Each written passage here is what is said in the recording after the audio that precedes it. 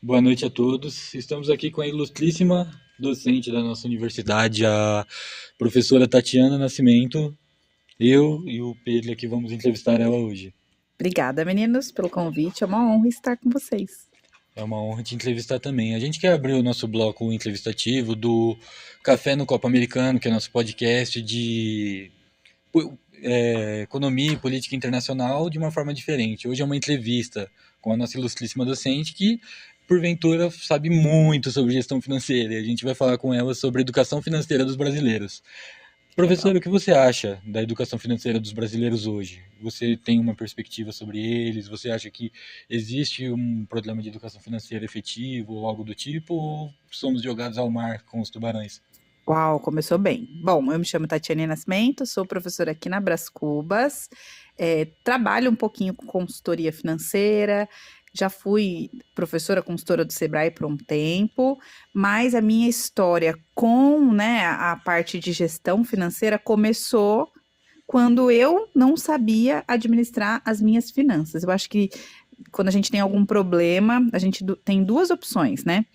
Ou a gente tem alguns ditos populares que diz que a gente se torna especialista naquilo que deu errado. Então eu sou especialista porque um dia já quebrei algumas vezes. Algumas estatísticas também dizem que os empreendedores, a grande maioria, não generalizando, eles já, grandes nomes, grandes instituições, CEOs, eles já tiveram pelo menos 3 vezes que tiveram algum problema financeiro, quando não falir, quebrar, enfim.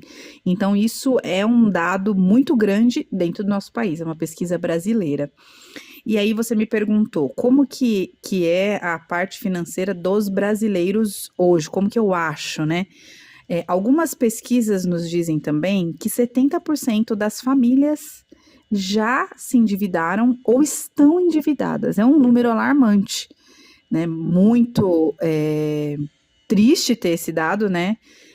Apesar de ser uma realidade, mas não existe educação financeira na base do nosso país. Então, algumas escolas privadas trabalham isso, algumas escolas públicas começaram, né, mas um pouco mais tardio, ensino médio, e escolas privadas e prefeitura, nível base, algumas também começaram com alguns programas. Na nossa cidade aqui em Mogi das Cruzes, a prefeitura começou no ano passado ou retrasado a ter um pouquinho de educação financeira na base. Eu acho que é bem importante. Porém, a maioria das pessoas, elas aprendem ou no ensino superior, se aprendem, porque os cursos, eles não têm base, né, para isso, a não ser que seja um curso de contábeis, ADM, gestão financeira e coisas do tipo.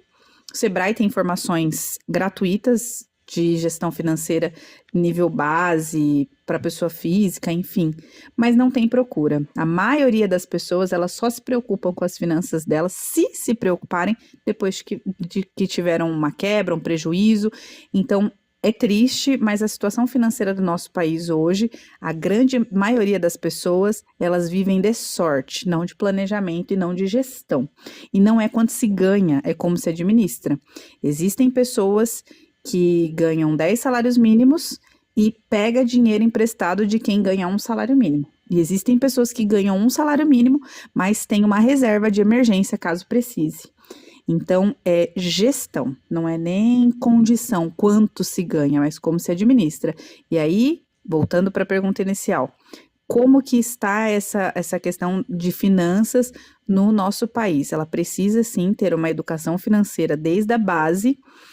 Não tive oportunidade na base, não tive, porque quanto mais educação a gente trouxer para as pessoas, mais a gente vai dar poderes de decisão para essas pessoas. Então, talvez não tenhamos essa educação financeira. Muito interessante essa resposta e a forma como você estruturou também na base não temos. E é muito importante a gente ter essa noção, porque quando a gente vai discutir economia e política internacional, às vezes a gente tem uma noção quando a nossa base financeira não tem essa mesma compreensão que a gente pode ter da economia internacional. E isso é muito interessante. E como ela começa a falar também sobre o que incentivou ela a seguir essa carreira acadêmica, é um gancho perfeito para a gente falar sobre como que você começou essa carreira brilhante de docência, essa carreira brilhante na gestão financeira, para ter essa noção tão lúcida e tão bem estruturada hoje em dia da educação financeira. Bom, eu comecei a ser educadora quando eu tinha 9 anos. A minha mãe tinha algumas reuniões em casa, e aí eu convidava as crianças, quando elas não vinham, eu obrigava elas a irem pro meu quarto, que eu ia ensinar aquilo que nem eu sabia para elas, né? Eu lembro que a gente fazia uns desenhos do Esmilinguido na época, umas coisas assim, e não tinha nem cola ali em casa. Eu pegava pasta de dente, colocava nos desenhos, colava no quarto. Ficava uma coisa maravilhosa quando tirava os desenhos. E ali começou, a minha experiência com a educação. Não pensava que seria professora, porque sempre foi uma profissão muito desvalorizada no geral ainda, né? A gente tem essa desvalorização. Apesar de sempre gostar de compartilhar coisas com pessoas e de ver o desenvolvimento das pessoas. Eu fico mais feliz quando eu vejo alguém se desenvolvendo do que eu mesma me desenvolvendo. E a minha combustão para que eu faça as coisas é ver o desenvolvimento das pessoas. Então, eu acredito que começou ali, e aí fui trabalhar com pequenas empresas, depois trabalhei no escritório de contabilidade primeiro, fiz ciências contábeis, começou antes até, fui fazer mecânica de usinagem, foi a prova que eu fiz a prova do CAI, foi a que eu passei. Depois fui fazer faculdade, fui bolsista em ciências contábeis, já gostava da área de exatas, e ali eu fiquei na dúvida, eu vou fazer matemática ou vou fazer contábeis? E uma coordenadora que conversou comigo explicou que contabilidade era a história dos números. E matemática eram cálculos, né, mais voltados para a área de exatas, enfim. E aí eu falei, então vou fazer contábeis. Comecei a fazer contábeis, trabalhei nesse escritório de contabilidade, depois trabalhei numa multinacional, depois na multinacional trabalhei com licitação e tinha o sonho de empreender. Minha mãe era confeiteira, e aí nesse período eu abri uma cafeteria, então fui poupando na minha jornada ali, né, profissional, abri uma cafeteria, e ali quando eu fiz todo o planejamento da cafeteria, tudo que eu planejei para o decorrer da cafeteria foi tudo na alvenaria, já não tinha mais recurso para abrir a cafeteria, quando eu precisava inaugurar. Fiz todos os cursos do Sebrae e conheci pessoas, network, e abri a cafeteria sem ter nada de recurso, só com network. Consegui os fornecedores, as pessoas né, investidores que investiram ali no negócio, enfim, e tive meu primeiro negócio. E aí, depois disso, no período que eu tive o meu negócio, eu dava aula de matemática na escola estadual. E ali voltou essa chama da questão do compartilhamento. Então, eu ia à noite dar aula, não era por conta da renda, porque a cafeteria ela já me trazia um faturamento legal, mas eu gostava do compartilhamento. E aí, nesse período, eu voltei a estudar e tudo mais, e eu decidi fechar, veio a pandemia, e aí eu vendi a cafeteria, e nesse período de venda eu fiquei um tempo, uns 6 meses sabático, achando que o dinheiro não ia acabar, né? E aí eu falei, preciso voltar a trabalhar. Nesse período do ócio me veio alguns insights e tudo mais, e aí o Sebrae, tive a oportunidade de trabalhar com o Sebrae com consultoria. Lembra que eu falei? Tudo aquilo que dá errado a gente se torna especialista. Então eu sabia tudo que um empresário não poderia fazer para dar errado, porque eu já tinha quebrado um negócio.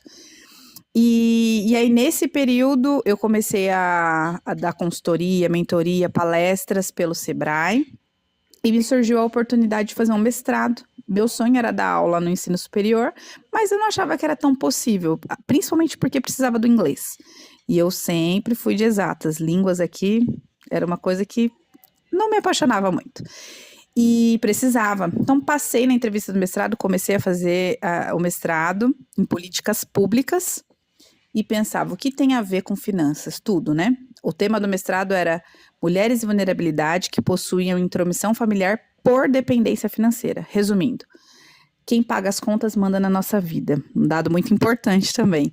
E constatamos isso mesmo, 45% das mulheres elas permanecem em situação de violência por falta de recurso, não conseguem pagar um aluguel, levar os filhos, ter dinheiro e às vezes não acha que é capaz de conseguir. E aí, depois desse período, eu ingressei no ensino superior, né? Eu dei aula na primeira instituição de ensino, foi a Piaget, na cidade de Suzano. Fiquei um curto período ali, depois fui convidada para dar aula na Brás Cubas, cuidar de alguns projetos e hoje estou aqui como professora e amo o que faço. Fazem 4 meses que eu vendi a minha empresa de consultoria e treinamento para me dedicar 100% à vida acadêmica. Professora, eu gostaria de saber também se teve alguma pessoa que te inspirou na sua jornada. Sim, sempre temos uma referência. Eu fui a primeira pessoa a me formar no ensino superior na minha casa, então eu não tinha nenhuma referência ali. Mas eu tive uma professora na escola, que é minha amiga até hoje, Amanda, e ela se vestia bem, ela era legal, ela tinha o carro que eu queria, ela tinha o tênis que eu queria, e eu falei, um dia eu vou ser como ela. Então, sempre nós temos referências, boas ou ruins. E aí, me tornei professora.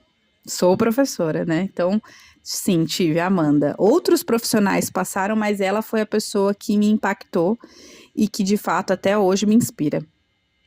Agora eu vou fazer só umas pontuações aqui e fazer o gancho para o nosso próximo bloco, que eu queria falar que eu achei muito bonito a forma como que você descobriu a docência, descobriu que você gosta das coisas, de ensinar pra gente. Nós somos alunos dela, inclusive, o pessoal aí que está assistindo, somos Bons alunos alunos, dela. excelentes alunos. E a gente gosta muito das aulas com ela porque é algo divertido. Ela mostra a didática de verdade. Sócrates estaria orgulhoso. Então, assim, e é muito Nossa, bonito. Sócrates, fiquei honrada agora, hein? E é muito bonito Só falou isso porque ele tá morto. como ela pega algo que é os números, são frios, são matemáticas e tudo mais, e transforma em algo quente, que é ver o desenvolvimento dos seus alunos.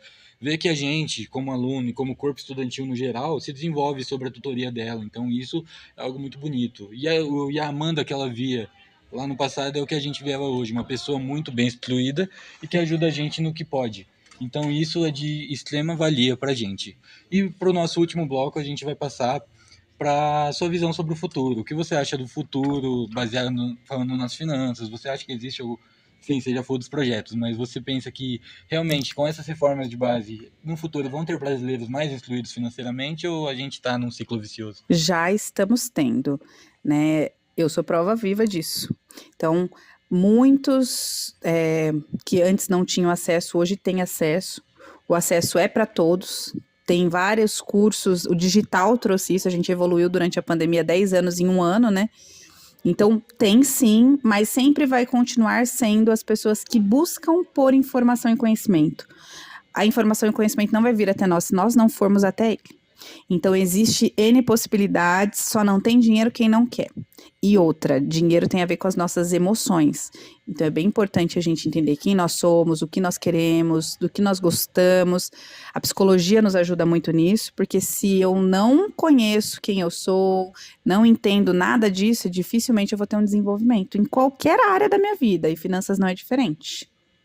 E assim a gente fecha o nosso bloco, uma análise interdisciplinar de vários fatores e uma entrevista com uma docente maravilhosa que é a professora Tatiana. A gente Que não vai agradece ganhar muito. ponto, não tô dando mais aula para eles, então, muito obrigada.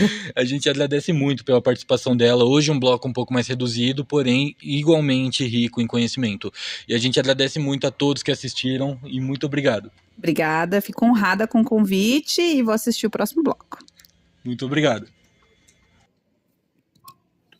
Não sei nem que horas são. Que horas são? Ah, cedo. Eles nunca vêm, né? No horário. Então.